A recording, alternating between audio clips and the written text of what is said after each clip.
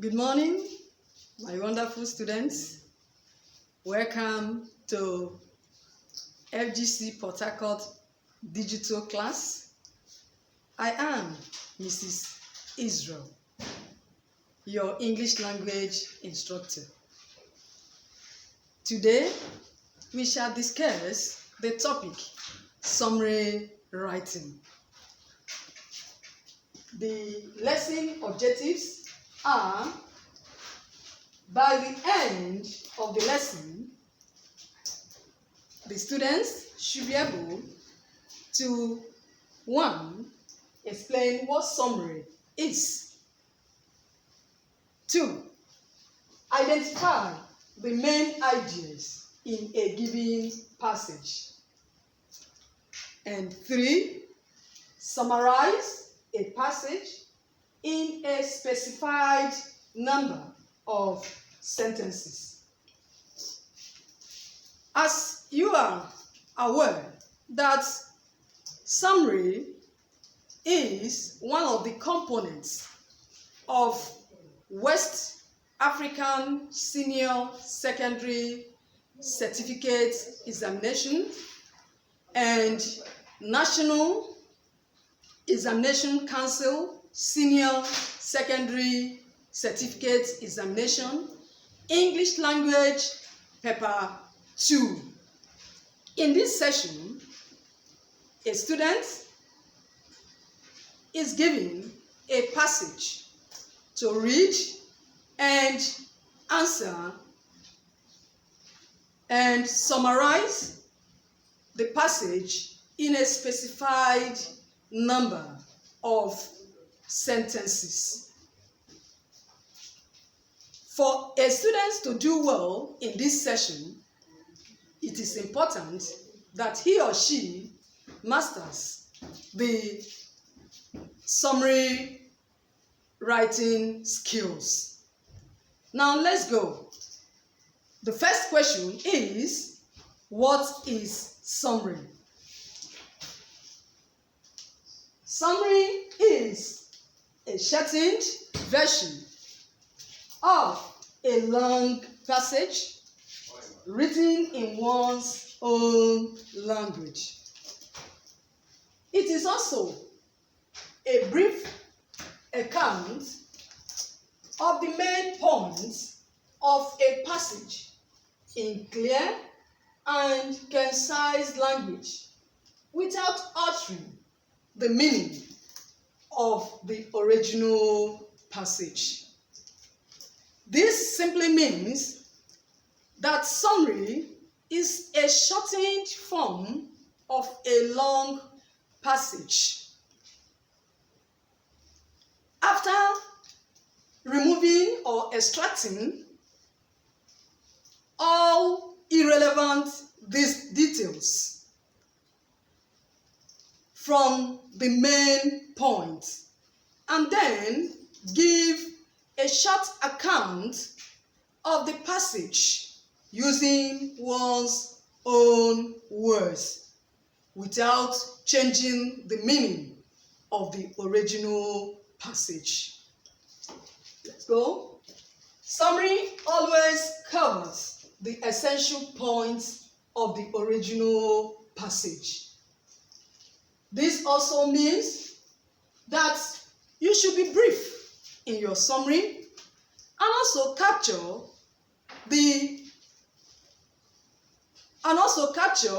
only the essential or main points of the passage. Now, let's look at some hints on answering questions on summary at the Senior Secondary Certificate English Language Examination. Number 1, read the passage carefully for thorough understanding. For you to answer comprehension questions very well, you need to read and understand the passage very well. without thorough understanding of the passage, you will not be able to write very well on the passage. Now, you need to read the passage at least twice. In your first reading, skim through the passage. What does that mean? You should read very quickly the passage so that you will know what the passage is all about.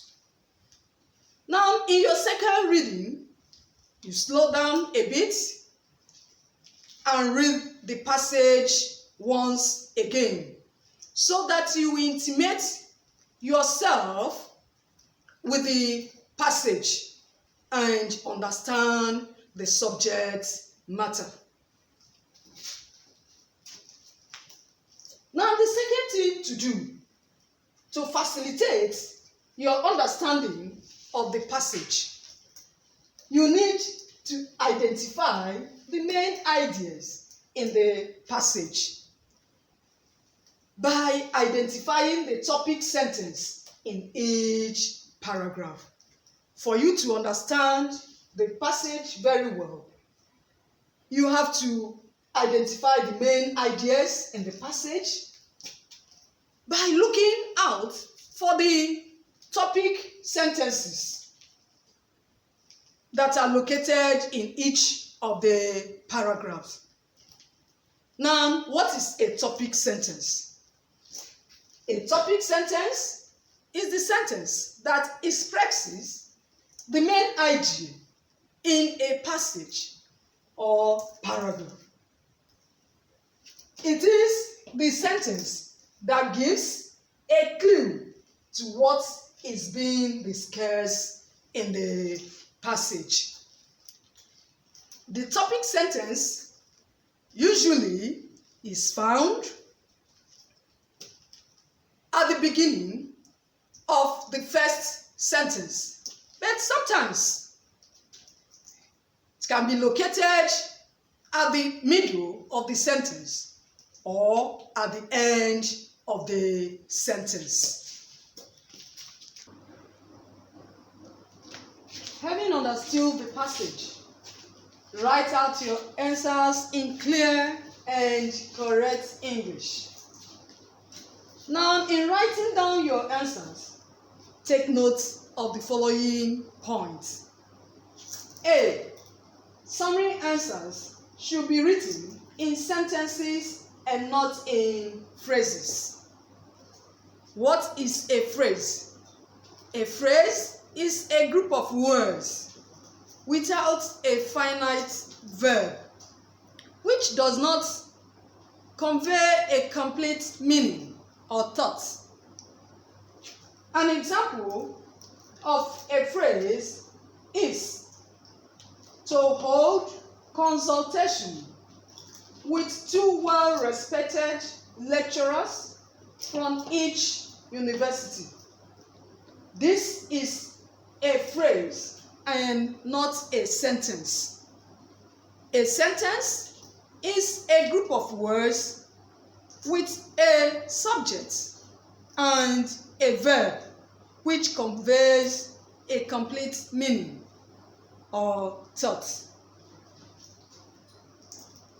B. Avoid grammatical or expression errors, spelling and punctuation errors. An example: the president should restore back the value of our currency. In this sentence, there are some grammatical errors, like the president should restore back the value of our currency. For adding D to restored,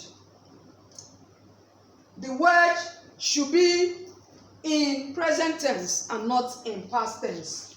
So for adding a D there, it means you have changed the verb from present tense to past tense, and the candidate will be penalized. Also, in the word the, because the started the sentence, the T should be capitalized and not written in small letter. The candidate will be equally penalized for wrong capitalization. Now, in the second example, he should withhold consultation with 2 well-respected lecturers from each university. For starting this sentence with a small letter, the candidate will be penalized. Supposed to have he should hold consultation with 2 well-respected lecturers. You have to include an X, lecturers, to show plural. And also, withhold consultation is a wrong expression.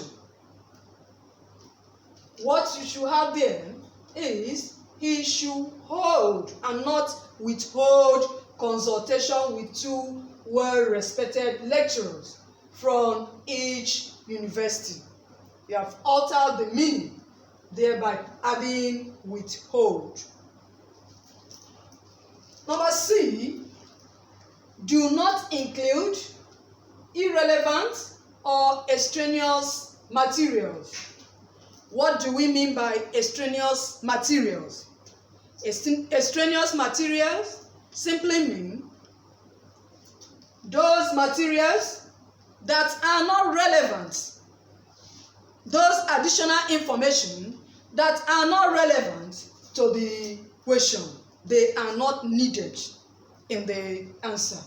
So please, my students, remove all extraneous materials. The next point is avoid mindless lifting of answers from the passage. It means copying verbatim the answer from the passage. You should try as much as possible to use your own words when you have spotted the answer in the passage. Do not lift mindlessly from the passage. You'll be penalized for doing so. The next point is do not learn 2 points or answers in a sentence. Do not use any connective or link word like and or and also to link or join 2 answers that should have been separated. Please write the answers separately. If not, you'll be penalized. The first answer will be marked if it's correct, while the other one will be taken as an irrelevant material.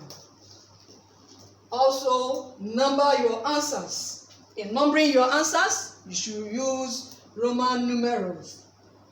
Make sure you number your answers. For example, the first part of the question,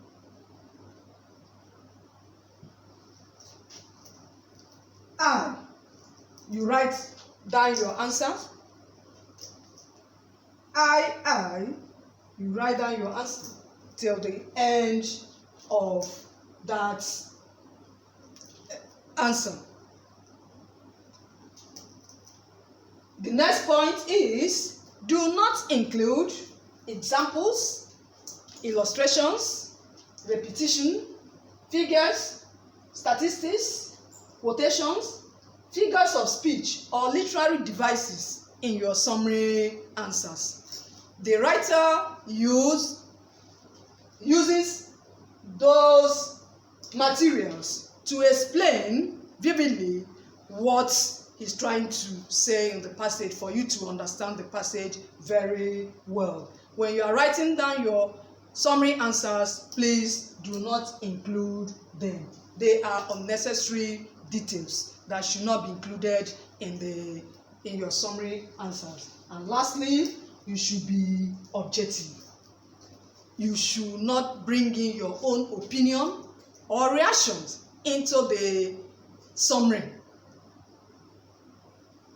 When you are asked to answer any question, even though you have good knowledge of the topic or good knowledge of the topic, please be objective. Do not include your own opinion that is not in the original text or passage, or your reactions. Your reactions are not necessary. You have to abide by that instruction. If not, you'll be penalized.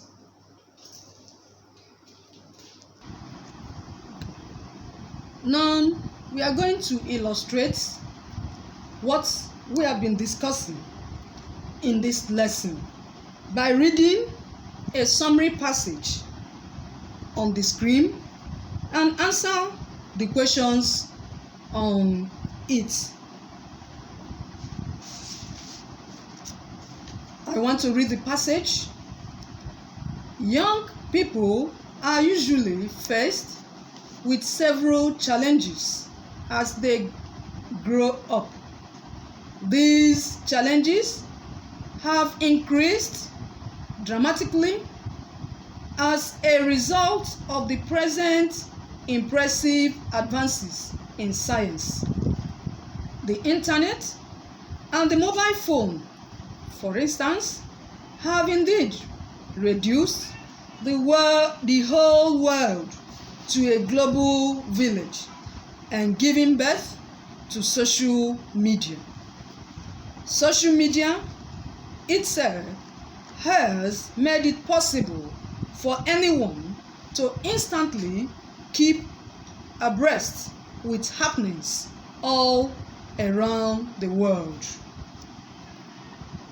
But many people are worried that a lot of youth use social media in various negative ways that tend to ultimately increase the challenges they face in life. First, internet chatting and dating have become common among youth. They spend valuable time in internet, cafes, or glued to their smartphones with the hope that through Skype or Facebook, luck will come their way. The time wasted in this way could have been spent in studying and helping their parents with household chores. Another downside of social media is the easy access to pornography that it offers. Attracted like gnats to bright lights or nights, many youths spend hours watching pornography.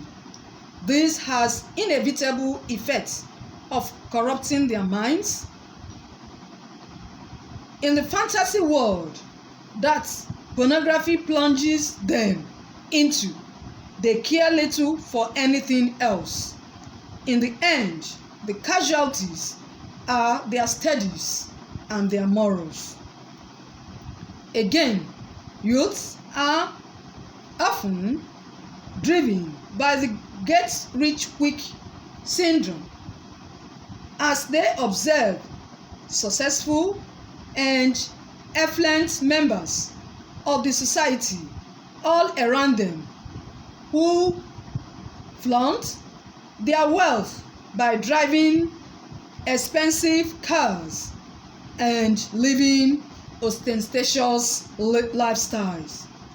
Because many youths are seized by the irresistible desire to become like these people overnight.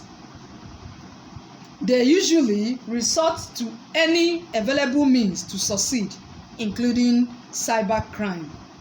Since face-to-face contact is not involved, it is easy for these misguided youths to plan and execute all manner of scams on social media.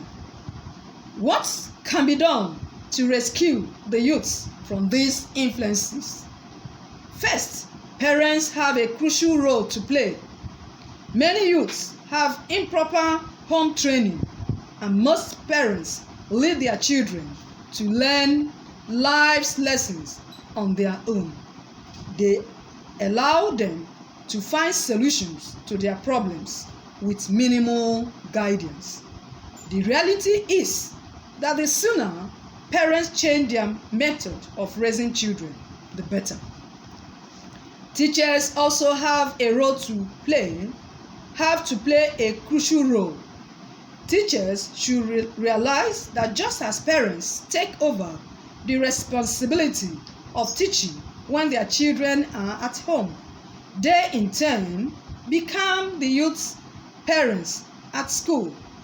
They should therefore ensure not only that the right skills are taught the youth, but also that the right attitudes are instilled in them.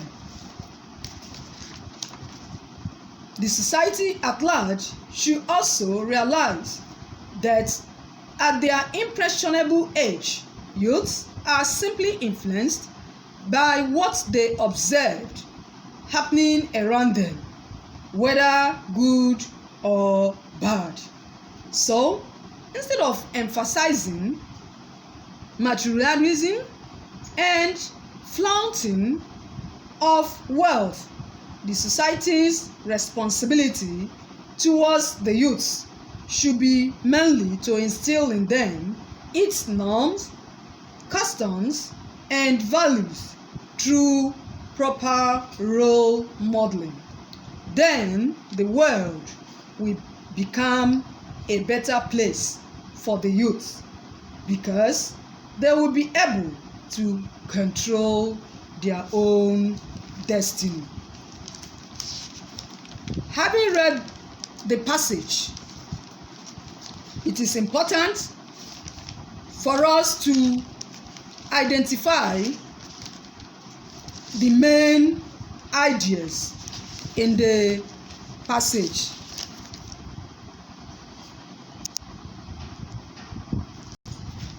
Now let's look at paragraph 1 and identify the main idea. The main idea in paragraph 1 is social media is one of the scientific advancements that has increased the challenges the youth face in life. In paragraph 2, the main idea is one of the negative effects of social media is that the youth waste valuable time. Then in paragraph 3, social media exposes youths to pornography, which corrupts their minds or morals. In paragraph 4, we have social media promotes cybercrime. Paragraph 5, parents should bring up their children properly. Then in paragraph 6, teachers should instill the right skills and attitudes in the youth. Then finally, we have in paragraph 7, the society should instill its values in the youths. Now, having identified the main ideas in the passage, let's answer the question on the passage. The first part of the question, that is question A. In 3 sentences, one for each. Summarize the negative influences of social media on the youth.